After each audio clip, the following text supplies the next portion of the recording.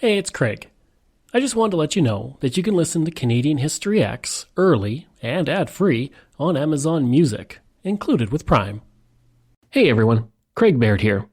Before I begin today's story, I want to take a moment and ask that you check me out on Patreon at www.patreon.com/CanadaEHX. There are several tiers with great benefits, from ad-free content to t-shirts and other cool stuff. And if you're a fan of Canadian History X, make sure you check out my other shows, From John to Justin and Canada, A Yearly Journey. And don't forget, you can also donate directly to the show at www.canadaehx.com. It helps keep this show going. All right, on with the show. A listener's note. The following episode contains coarse language, adult themes, and content of a violent and disturbing nature, and may not be suitable for everyone. Listener discretion is advised. Over 300 years ago, a woman defied the odds to survive a perilous journey through the wilderness as she brought peace to two warring nations. Her determination and persistence were unparalleled when she helped expand the territory of the Hudson's Bay Company at a critical point in its history. Despite her bravery, her intelligence, and her skills as a peacemaker, most people don't know her name. In fact, if not for the writings of a Hudson's Bay Company chief factor and for some Indigenous oral histories, we may have never learned her story, which is why today I'm sharing and delving into the life of the woman who was called the Ambassador of Peace. I'm Craig Baird, and this is Canadian History X.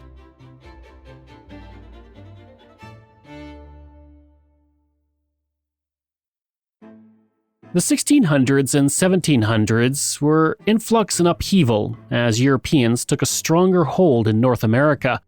Indigenous nations were wiped out by disease, and new tools and guns changed the dynamic as wars raged over fur as Europeans moved into the Hudson Bay.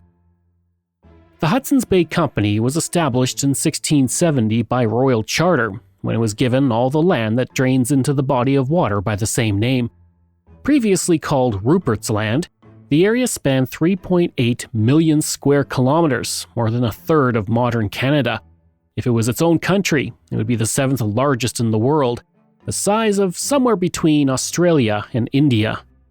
Within this vast land were many Indigenous nations, including the Chipewyan and the Cree, and nearly all of whom had no idea they were suddenly part of Rupert's Land. The Chipewyan were part of the Dene people, whose territories stretched east to west from Alaska all the way into present-day north-central Saskatchewan, Manitoba, and Alberta. The Chipewyan's territory itself stretched from Lake Athabasca, which straddles northern Alberta and Saskatchewan, across Saskatchewan to Manitoba. Chipewyan were also known as the Athabascan in some areas. And it's important to note they should not be confused with the Inuit, who lived closer to the Arctic Circle. As for the Cree, they occupied nearly the entire region of the south shore of Hudson Bay around James Bay. The territories of the Chipewyan and the Cree were separated by the Churchill River, which runs for over 1,600 kilometers from Alberta to Hudson Bay. The Cree called it Missinipi, which means big waters, while the Chipewyan called it Denede, meaning great river. For the Hudson Bay Company, it was a border they wanted to cross for the fur trade.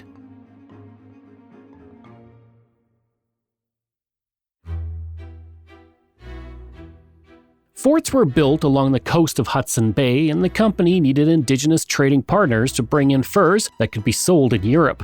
The Indigenous people also served as guides, hunters, interpreters, and teachers. Those nations that traded with the Europeans also suddenly found themselves more powerful due to their access to guns. The Cree often traded with the Hudson's Bay Company, who provided them with guns and ammunition in exchange for those furs. In contrast, the Chipewyan had little contact with Europeans. In fact, the Hudson's Bay Company didn't even know of the existence of the Chipewyans until the late 1600s, and that was through the Cree.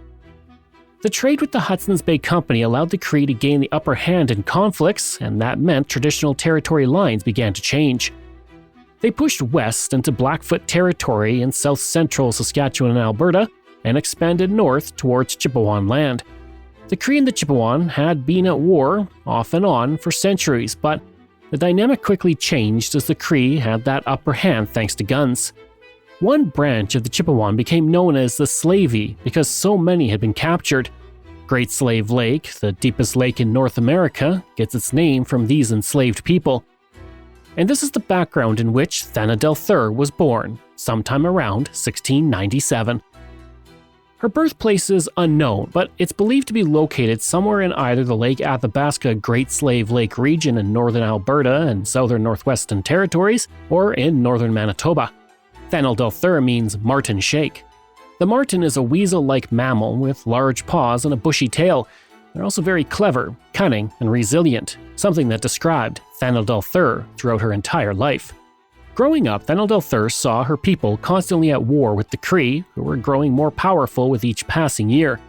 She was also relatively unaffected until 1713, when her life changed forever when she was out hunting caribou.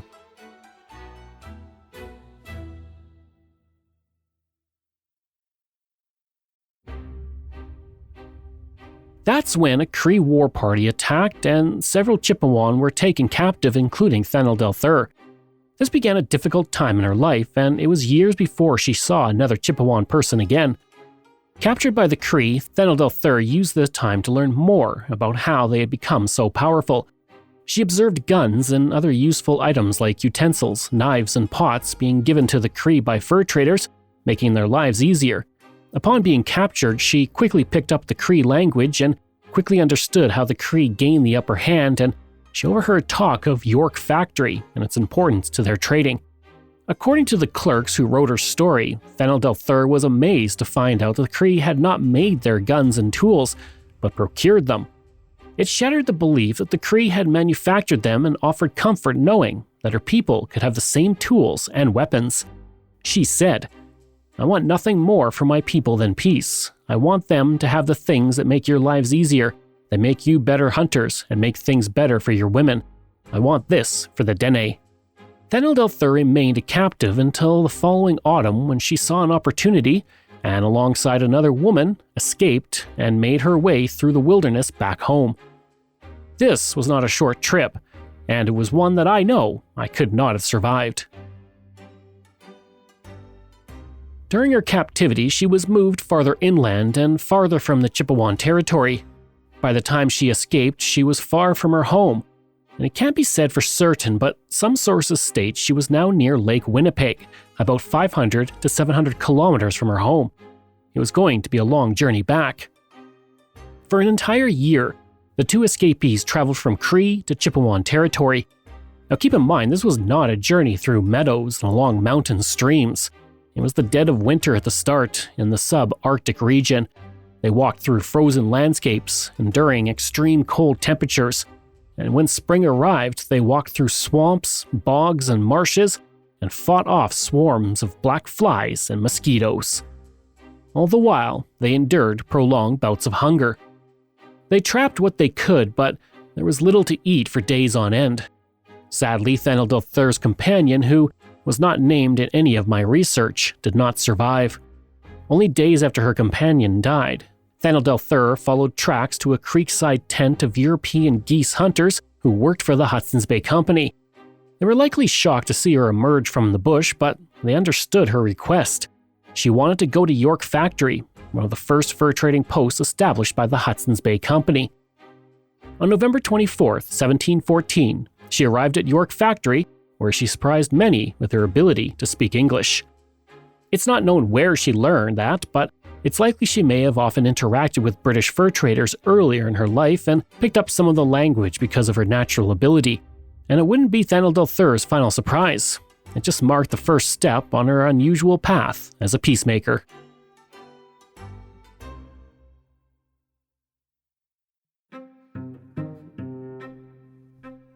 Captured by the French during King William's War in 1694, York Factory had only recently been returned to the English. This time under French rule severely impacted fur trade operations of the Hudson's Bay Company, and now that it was back in English hands, James Knight, the company governor, wanted to expand the company's business north of the Churchill River by trading with the Chipewyan. For the first step in accomplishing this feat, Knight required an end to the war between the Cree and the Chipewyan. As he was looking for a way to do this, Thanadelthur arrived. And while furs were his primary focus, after talking with Thanadelthur, he learned of precious metals in Dene land. She told him of vast tidal waters that barely froze in the winter, which could possibly be Great Slave Lake, as well as copper and a yellow metal she had never seen before. Knight believed she was talking about gold. She also spoke of a tar-like substance found in the interior of the continent that bubbled up from the ground. Now, it's hard to say for certain, but she may have been speaking of the oil sands in what is now northern Alberta, a region she was possibly born into. Thanadelthur was highly intelligent, a skilled guide and interpreter, and Knight was impressed by her, and he asked if the Chipewyan would be open to trading for furs in exchange for guns. Knowing this would help her people, Thanadelthur agreed.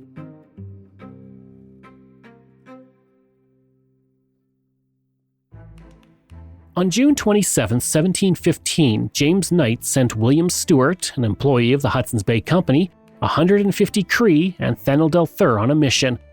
They were to meet with the Chipewyan, and Stewart was responsible for the few descriptions of Thanadelthur's appearance during this time. He stated she had a flat face with a broad, handsome nose and wide lips, but he felt that her most striking feature were her eyes, which were full of determination. The journey took months through some difficult terrain that Thanadelthur endured to get to York Factory in the first place. And before long, she became the leader and pushed the group to their destination. Stewart wrote that many of the Cree were simply in awe of her. As they journeyed, the seasons changed and autumn turned to winter.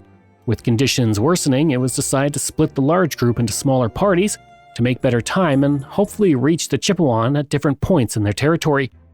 This was a good idea on paper, but without Thanadelthur's leadership, the smaller Cree groups turned back and went home. Her party even attempted to go back, but she persuaded Stewart and a dozen Cree to continue on, which they did. Shivering from the freezing cold and with rumbling stomachs, they walked through forests and across frozen lakes. As they traveled, the party came across a group of 9 Chipewyan who had been killed by the Cree. Those traveling with Thanadelthur immediately worried that if they met the Chipewyan, they would be blamed and be killed in revenge. They refused to move. Thanadelthur knew that without them, the peace mission would fail. She needed them to meet the Chipewyan to end the bloodshed. But instead of pushing onwards with them, she convinced them to remain where they were with Stewart. She would go on ahead of them to find the Chipewyan, explain to them the mission, and bring them back. She asked the Cree to wait 10 days, and they agreed as they watched Thanadelthur venture forward alone. She followed tracks and soon came across the group of the Chipewyan who had survived the attack. This was the first time in 3 years since Thanadelthur had seen her people. She could have simply joined the group and left the Cree and Stewart behind, but she didn't. She saw the benefits of peace for her people. She needed to convince the Chipewyan to join her, meet her party, and journey back with her to York Factory.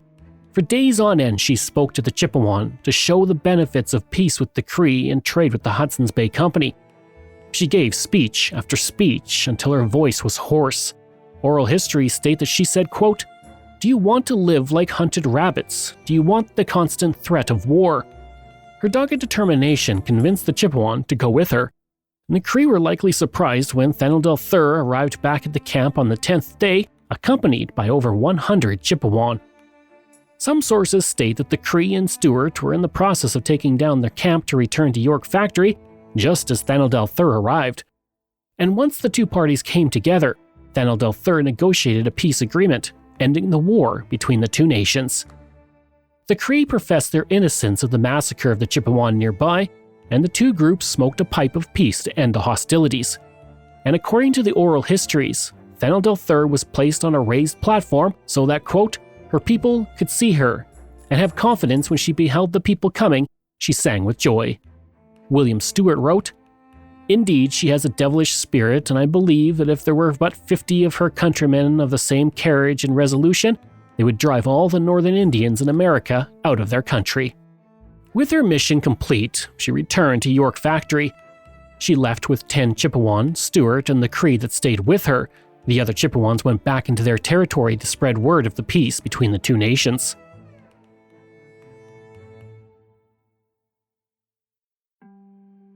A year had passed since Thanadelthur and her party had left York Factory, and they arrived back in May 1716. Both Knight and Stewart gave her complete credit for achieving peace.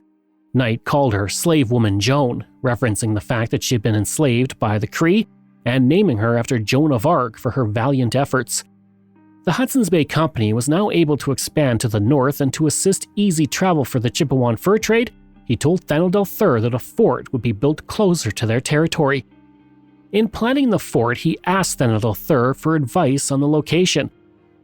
In 1717, Hudson's Bay Company established a permanent fort right at the mouth of the Churchill River on the shores of Hudson Bay in present-day Churchill, Manitoba.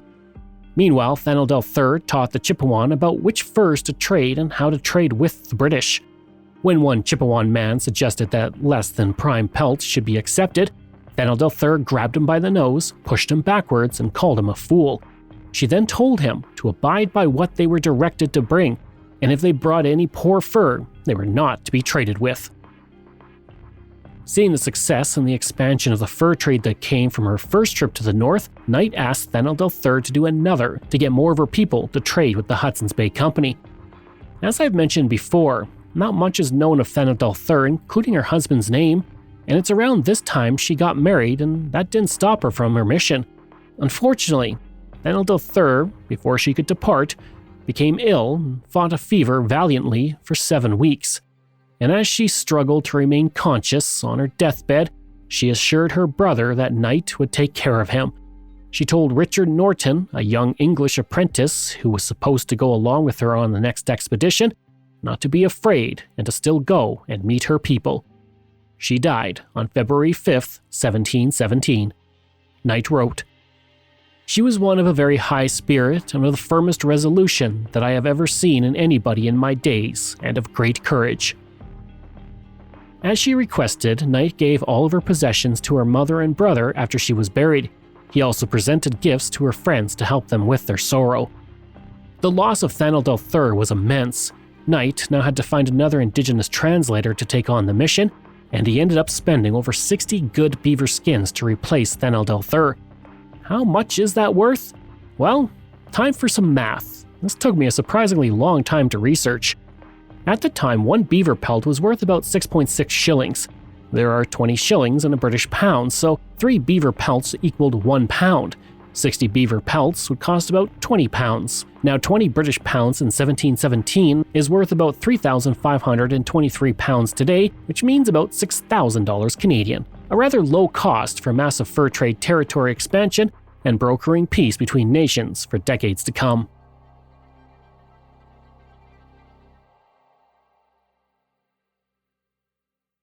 Despite her efforts, recognition for Thanadelthur did not come quickly.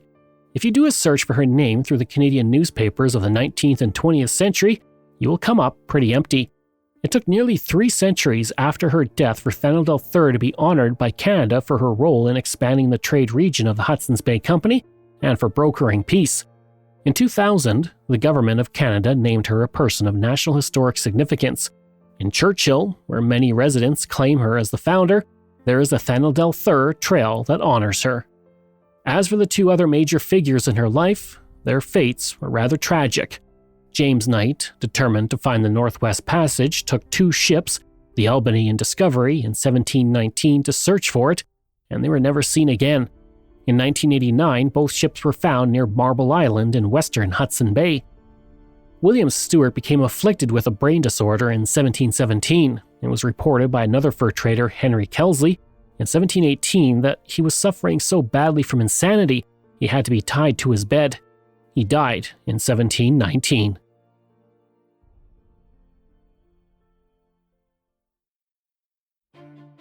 I hope you enjoyed that episode and our look at Thanadelthur. Next week, we're looking at the Sherlock Holmes of Saskatchewan. Information from Canadian Encyclopedia, Canada's History, HBC Heritage, Biography, Government of Alberta, Wikipedia, Library and Archives Canada, Manitoba History, Canadian History Bits, The Legend of Thanadelthur, Saskatoon Star Phoenix, and the Calgary Herald. This show is researched, produced, and written by me, Craig Baird, with the help of Dila Velasquez. Audio production and design by Rosalind Kufor. If this is your first time listening and you like what you heard, please take a moment and give us a 5-star review to help other people find these amazing stories. And there are so many for you to sink your teeth into. If you enjoy this podcast, then please check out my other podcasts, From John to Justin, Canada, A Yearly Journey, Pucks and Cups, and Canada's Great War. We love hearing from you, so if you have a show topic you want me to cover, email me at craig@canadaehx.com or stop by my website and social media. I'll include all of those in my show notes. Until next time, I'm Craig Baird, and this is Canadian History X.